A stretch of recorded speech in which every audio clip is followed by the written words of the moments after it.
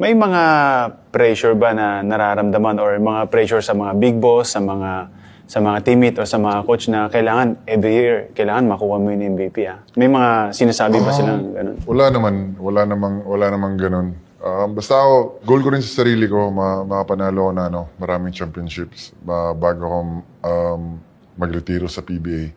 Actually, wala naman nang makakapigil sa'yo dyan sa PBA na yan. At alam kong mas marami ka pang makukuhang award tsaka championship dahil wala na yung Mark Pingree sa PBA. Joke lang. Joke lang. Ano yung pinaka tumatak sa isip mo?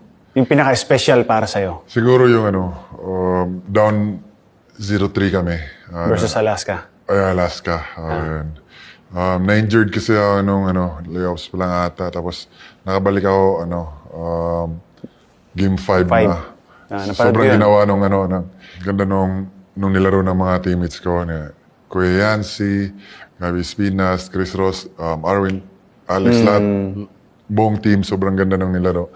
Pagdating sa game, iba yung atmosphere sa dugout. Tapos, ayun, ganda nung nilaro ng team sa game 4. Tapos, ayun, tuloy-tuloy na yung magandang laro hanggang sa game 7. Their 22nd PBA title. They are the Kings of Philippine basketball.